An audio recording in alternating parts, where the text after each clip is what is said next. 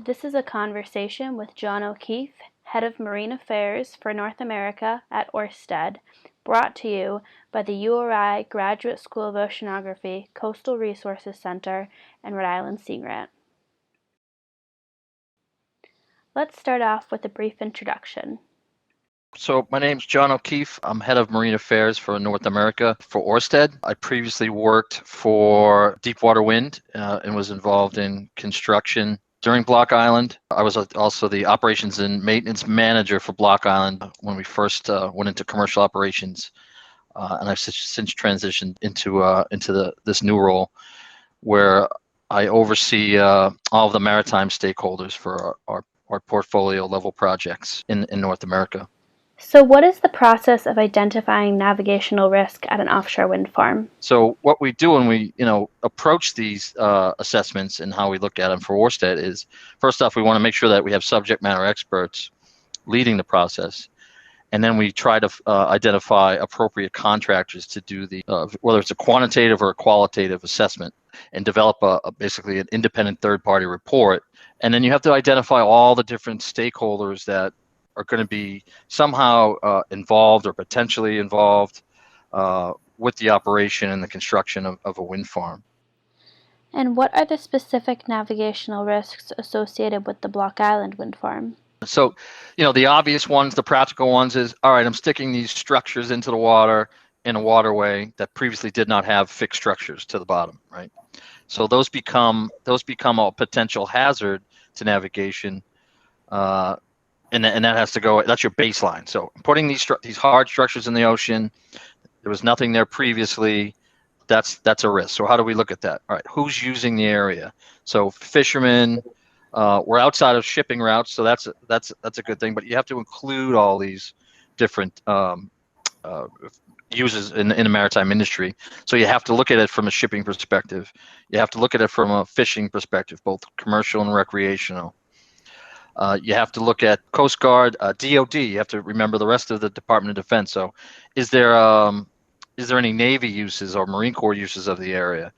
So all these, the different agencies, the different departments, all the way, from the largest shipping groups all the way down to the person that's out at Block Island on the weekend out in their 15-foot skiff.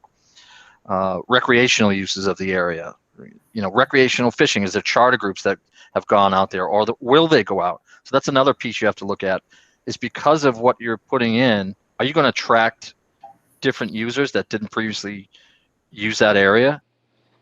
And how are these risks addressed after they are identified? You have to identify the groups. You have to start looking quantitatively at how you're going to affect the traffic that existed or the traffic that may exist in the future. And again, how do you mitigate that? What goes into those mitigations? Is it spacing? Is it layout? Is it navigational warnings and lightings and markings? So lighting and marking is a big section in a nav risk assessment. You have to use appropriate lightings and markings to make everyone aware that, hey, there's now a fixed structure where it previously didn't exist. What are the other measures that you're going to take to inform those users that it's there? Are you going to send out an update? Are you going to update everyone's navigational chart plotters? You have certain requirements that you just have to recognize. So you'll contact NOAA, and NOAA will update all the navigational charts, the paper and electronic, right? So it gets into that level of detail of avoidance and mitigation of any risk that may exist. Because essentially, what are we trying to do? We're trying to reduce any kind of risk and examine any kind of risk that may exist because of what we're building.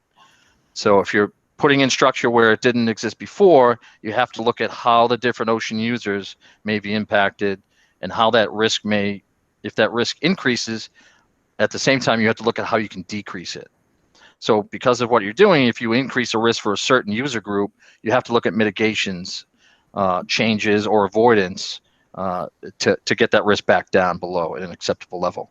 You're never going to totally, 100, as in life, you're never going to 100% reduce risk. There's always a risk, but you have to mitigate that risk as much as possible. Are the risks that are associated with the Block Island wind farm similar to those that are present at larger wind farms?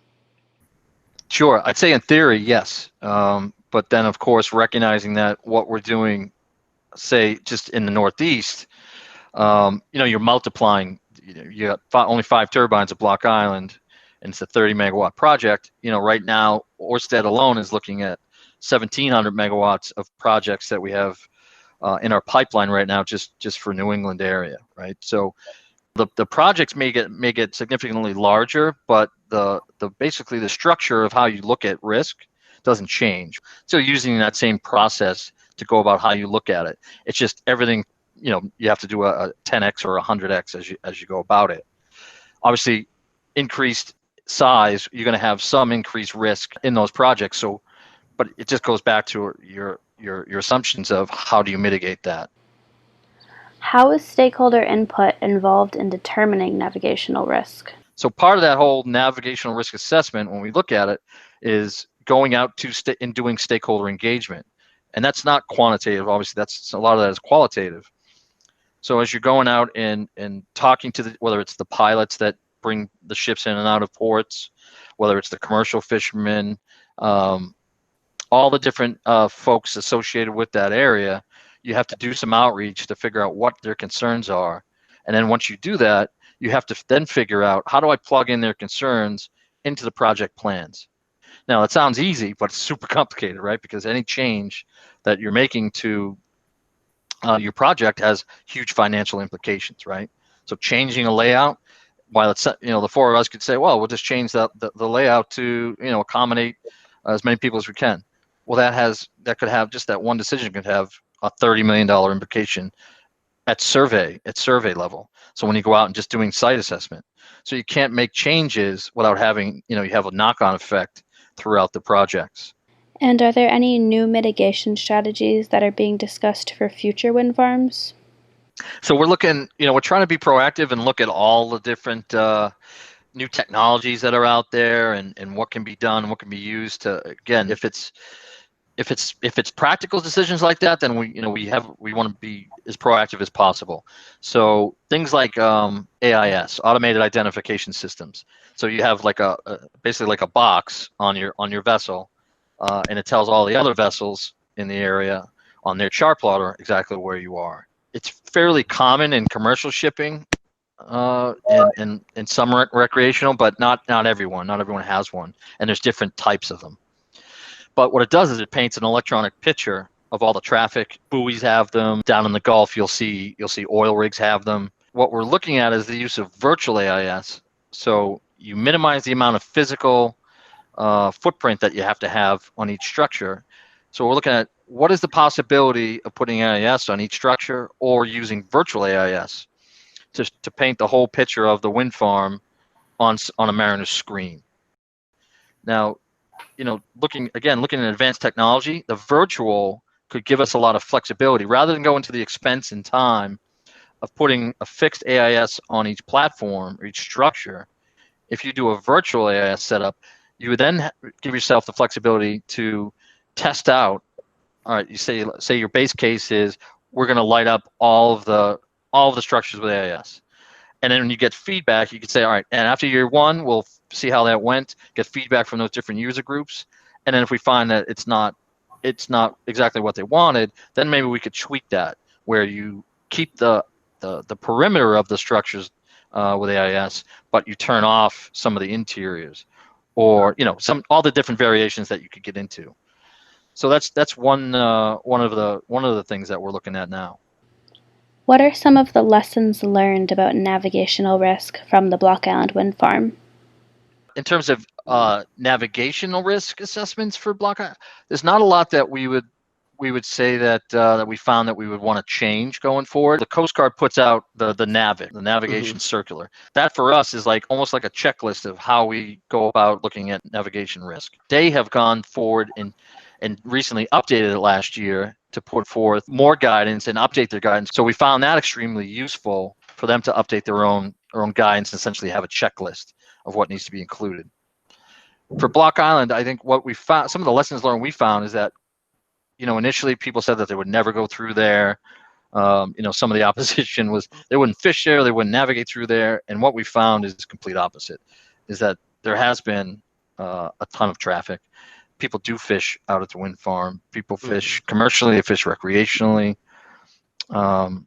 So we have seen a changed use in the area, and that was one of the things that we didn't foresee back then, was that the change of use would be a positive. So that's one thing that as we look at building out the portfolio, it's like, okay, well, we should definitely take into effect that if we're going to build the larger wind farms now in these areas, there is a high probability that it'll bring more recreational traffic into the area. Do the primary stakeholders vary throughout geographic regions? So I'd say when you're looking at your baseline, the maritime stakeholders are going to be the same. But that being said, it absolutely is geographically specific. So the issues that we see in New England, for instance, are much more heavily affected. The commercial fishing stakeholders are much more active in the way that they're going to be affected in New England is going to differ from, say, off the coast of New Jersey, where we have our Ocean Wind project, or off of Maryland, where Skipjack is. It changes quite a bit. The demographic changes. So while we had commercial fishing might be the largest stakeholder group for New England, you go down to the Mid-Atlantic and it might be recreational fishermen for Ocean Wind, or it might be commercial shipping, which is commercial shipping for the Skipjack project, because for that project, you're in the middle of, I like to say, you're safely nestled in between two traffic separation schemes, where the main stakeholder groups going by there are commercial shipping, right? But so it absolutely is going to change and shift, and it's going to be geographically specific in terms of the weighted, how you weight stakeholders there and the users. Are there any documented positive impacts in terms of navigation related to offshore wind farms? So I know I spend a lot of time talking about risk and how we mitigate those risks, but I think one thing that gets forgotten, and I think it's not just for nav risk but across the board, is there's also the high potential that there's positive impacts, right? So and whether that we're talking about navigational positive impacts, or fishing positive impacts, or just using clean renewable energy as a positive impact.